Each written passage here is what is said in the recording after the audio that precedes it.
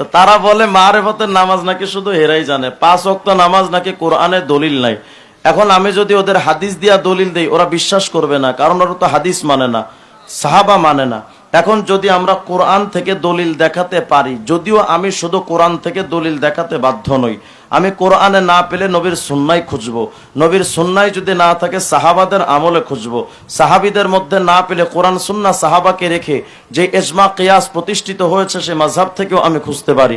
সুতরাং আমি শুধু কোরআন থেকে দলিল দিতে বাধ্য নই। এরপরও যেহেতু তারা কোরআন থেকেই দলিল চায়, তো চলেন তো কোরআনে 5 ওয়াক্ত নামাজের দলিল আছে না নাই দেখি। সূরা হুদ 114 নম্বর আয়াত, আল্লাহ বলেন ওয়া আকিমিস সালাতা তরাফাইন নাহার ওয়া যুলাফাম মিনাল লাইল। আল্লাহ বলেন দিনের 2 অংশে তোমরা নামাজ কায়েম করো। বলেন দিনের 2 অংশে আমরা কোন কোন নামাজ পড়ি? বলেন না কোন কোন নামাজ? দিনের মধ্যে বিভিন্ন ব্যাখ্যা আছে, কিন্তু দিনের মধ্যে আমরা 2 ওয়াক্ত নামাজ তো পড়ি, যোহর আসর। তাহলে 2 ওয়াক্তের দলিল পেলাম তো। আচ্ছা, সূরা হুদের 114 নম্বর আয়াতে, এই আয়াতে আল্লাহ আবার বলছেন ওয়া যুলাফাম মিনাল লাইল, রাতের শুরু অংশে তোমরা নামাজ কায়েম করো। বলেন তো রাতের শুরু অংশে কোন নামাজ পড়ি? তাহলে কয় ওয়াক্ত পেলাম? যোহর, আসর, মাগরিব, বাকি থাকলো এশা এবং ফজর।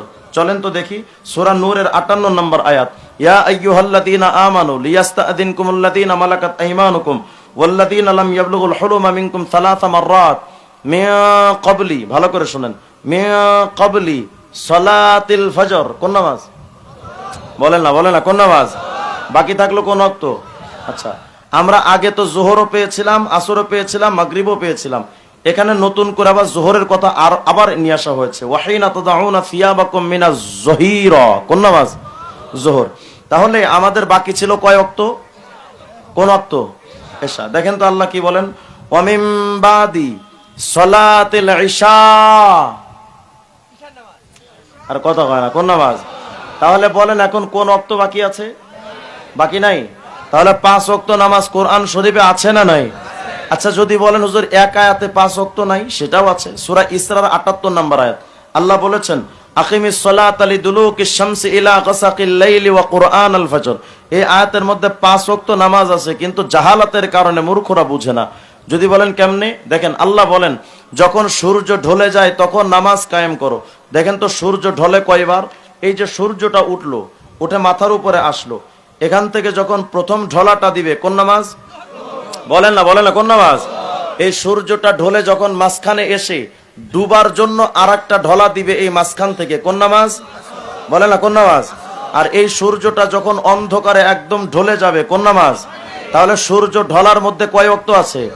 যোহর, আসর, মাগরিব, বাকি থাকলো এশা এবং ফজর। দেখেন আল্লাহ বলেন এই আয়াতেই ইলা গাসাকিল লাইল, রাত্রটা যখন একটু গভীর হয়, কোন নামাজ? ওয়া কুরআনাল ফজর, কোন নামাজ? তাহলে বলেন 5 ওয়াক্ত নামাজ কোরআন শরীফে আছে না নাই? 5 ওয়াক্ত নামাজকে যারা মানে না, কাবা কিবলা যারা মানে না, তারা কোশ্চেন কালেও মুসলমান হতে পারে না। শুধু এতটুকুই তো নয়, আশ্চর্য হবেন তারা আরো লিখেছে নবীকে মানার দরকার নাই। এই যে বই প্রকৃত প্রচলিত ইসলাম একটি পর্যালোচনা, লেখক আবু সাইদ খান, তিনি তার এই বইটার 12 নম্বর পৃষ্ঠার মধ্যে দাবি করেছে কেউ কোন বাণীকে মুহাম্মদ সালামুন আলাইহি, আগে শুনেন, নবীকে মানার কথা কোরআন সুন্নায় আছে না নাই? কত দলিল লাগবে? সূরা হাসরের 7 নম্বর আয়াত, ওমা আতাকুমুর রাসূলু ফাখুযুহু ওমা নাহাকুম আনহু ফান্তাহু, আমার রাসূলের আদেশ মানো, আমার রাসূলের নিষেধ থেকে বিরত থাকো, এই হুকুম আল্লাহ আমাদেরকে করেছেন। সূরা আলে ইমরানের 31 নম্বর আয়াত, কুল ইন কুনতুম তুহিব্বুনাল্লাহা ফাত্তাবিউনি ইউহিব্বুকুমুল্লাহ ওয়া ইয়াগফির লাকুম যুনুবাকুম, যদি তোমরা আল্লাহর ক্ষমা এবং মহব্বত পেতে চাও, আল্লাহ বলেন আমার নবী মুহাম্মদের সুন্নাত মানো। সূরা আলে ইমরানের 32 নম্বর আয়াত, কুল আতিউল্লাহ ওয়ার রাসূল ফাইন তাওয়াল্লাউ ফাইন্নাল্লাহা লা ইউহিব্বুল কাফিরিন, যদি তোমরা আল্লাহ এবং রাসূলকে না মানো, আল্লাহ বলেন ওই কাফিরদের আল্লাহ পছন্দ করেন না। এরপরে সূরা নিসার 59 নম্বর আয়াত, কুল আতিউল্লাহ ওয়া আতিউর রাসূল ওয়া উলিল আমরি মিনকুম, এখানে স্পষ্ট করে আল্লাহ বলেন আল্লাহকে মানো, রাসূল মানো, সাহাবীদের মানো। সহিহ বুখারী 7280 নম্বর হাদিস, কুল্লু উম্মতি ইয়াদখুলুনাল জান্নাতা ইল্লা মান আবা কিলা ওয়া মান ইয়াবা ক্বালা মান আতাআনি দাখালাল জান্নাহ ওয়া মান আসানি ফাকাদ আবা। নবী বলেন যারা আমার সুন্নাত মানবে তো জান্নাতে যাবে, যারা সুন্নাত মানবে না তো জাহান্নামে যাবে। বলেন তো আমি সংক্ষেপে আপনাদের যেটা বললাম, নবীকে মানার কথা কোরআন সুন্নাহ ইসলাম ধর্মে আছে না নাই? যারা মানে না তাদের ব্যাপারে সূরা নিসার 115 নম্বর আয়াত, ওয়া ইউশাকিকির রাসূল মিন বাদি মা তাবায়্যানা লাহুল হুদা ওয়া ইয়াত্তাবি'a গায়রা সাবিলিল মুমিনিন ওয়াল্লিহি মা তাওয়াল্লা ওয়া নুসলিহি জাহান্নাম। আল্লাহ বলেন যারা আমার নবীকে মানে না, নবীর বিরুদ্ধাচরণ করে, সাহাবীদের পথ যারা মানে না, আল্লাহ বলেন তাদের কুফরির দিকে ফিরিয়ে দিব, মানে কাফের হয়ে বেঁচে থাকবে এবং তাদেরকে জাহান্নামে নিক্ষেপ করব। যদি আপনারা বুঝে থাকেন তো বলেন, যারা নবীকে মানে না মুসলমান না কাফের? দেখেন আহলে কোরআনরা তাদের বইটার 22 নম্বর পৃষ্ঠা দাবি করেছে কেউ কোন বাণীকে মুহাম্মদ সালামুন আলাইহি এর বাণী তথা হাদিস, কর্ম রীতিনীতি তথা সুন্নাত হিসেবে দাবি করলেও তা সত্য হিসেবে গ্রহণ করতে হবে এমন কোন বিধান ইসলাম ধর্মে নেই। বলেন যারা নবীর সুন্নাহ মানে না মুসলমান না বেঈমান? এই যে বইটা ধর্ম সংস্কার, বইটার 22 নম্বর পৃষ্ঠার মধ্যে কোরআনের পাশাপাশি হাদিস মানাকে তারা শিরিক বলেছে। দেখেন কি বলে, ঐশী গ্রন্থ তথা কোরআনের ব্যাখ্যা কোরআন গ্রন্থ নিজেই, এর সঙ্গে হাদিস, ফিকহ, উপনিষদ, টেস্টামেন্ট ইত্যাদি 2 নম্বরই মনুষ্য রচিত গ্রন্থের শরীক করার অর্থই স্বয়ং আল্লাহর সাথে শরীক করা, যা ক্ষমার অযোগ্য। তার মানে কোরআনের পাশাপাশি হাদিস মানা শিরিক। আমি আপনাদের কাছে জানতে চাই, যারা হাদিস মানাকে শিরিক বলে তারা মুসলমান না বেঈমান? যারা আল্লাহর কোরআন মানে না, নামাজ মানে না, কিবলা মানে না, কাবা মানে না, বলেন এরা যদিও নামে আহলে কোরআন, বাস্তবে আহলে কোরআন না আহলে শয়তান? আচ্ছা, এই আরেকটা বই আমার কাছে দেখতে পাচ্ছেন, বইটার নাম আকীদা। এই বইটা হিজবুত তাওহীদের বই। এই বইটার 19 নম্বর পৃষ্ঠার মধ্যে হিজবুত তাওহীদ দাবি করেছে সূরা আম্বিয়ার 107 নম্বর আয়াতে তো আল্লাহ বলেছেন, ওমা আরসালনাকা ইল্লা রাহমাতাল লিল আলামিন, আল্লাহ রাসূলকে আল্লাহ রহমত করে পাঠিয়েছেন। এই ঘোষণা আমাদের না আল্লাহর? আমাদের রাসূল যে রহমতুল লিল আলামিন, এ ব্যাপারে কোন মানুষ অস্বীকার করলে ঈমান থাকবে? দেখেন হিজবুত তাওহীদ দাবি করেছে বিশ্বনবীর ওপর আল্লাহর দেওয়া দায়িত্বকে যারা মাঝপথে স্তব্ধ করে দিয়েছিলেন, তারা আল্লাহর দেওয়া বিশ্বনবীর উপাধি রহমতুল লিল আলামিনকেও পূর্ণ হতে দেননি, অর্থাৎ তিনি তথা নবী এখনো পর্যন্ত রহমতুল লিল আলামিন হননি। বলেন হিজবুত তাওহীদ মুসলমান না বেঈমান? হিজবুত তাওহীদের আরেকটা বই আছে, ইসলাম শুধু নাম থাকবে, 133-34 নম্বর পৃষ্ঠায় দাবি করেছে নবীকে মানার কথা নবী নিজে বলে যাননি। এ ব্যাপারে আরো বলতে গেলে তো লম্বা টাইমের দরকার, যেহেতু সময় সংক্ষেপ আমি আপনাদেরকে সংক্ষেপে এটা ধারণা দিতে চাই। বর্তমানে ইসলামকে ধূলিসাৎ করার জন্য আহলে কোরআনরা উঠে পড়ে লেগেছে, ইসলামকে ধ্বংস করার জন্য কাদিয়ানি মতবাদ উঠে পড়ে লেগেছে।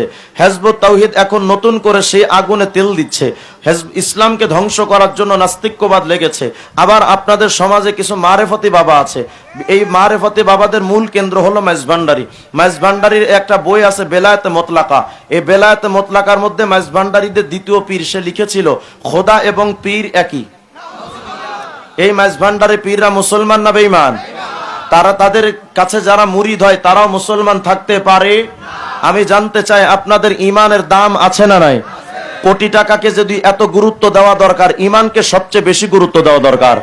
আমার ইমান যারা চুরি করে তাদের সাথে মুসলমানের কোনো সম্পর্ক থাকতে পারে না। সুতরাং এ কথা সুস্পষ্ট, আমরা প্রশাসনদেরকেও বারংবার এটা বলেছি, আপনাদেরকে উজ্জীবিত করে রেখে যাচ্ছি।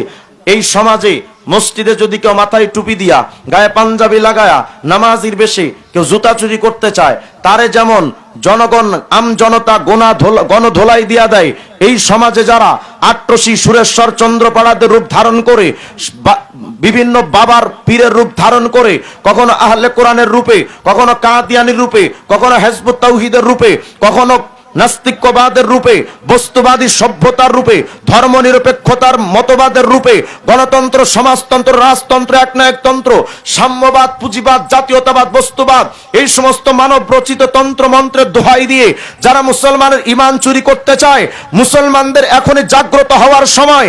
ইসলাম আমার সর্ব অগ্রে, ইসলাম ছাড়া গণতন্ত্র বুঝি না, সমাজতন্ত্র বুঝি না, পীর মুরিদি বুঝি না। আমার ইসলামের বিরুদ্ধে যাই যাবে, আমার বাপ যদি হয় রাষ্ট্রপতি প্রধানমন্ত্রী হলেও তাদের ব্যাপারে চুপচাপ বসে থাকতে পারি না।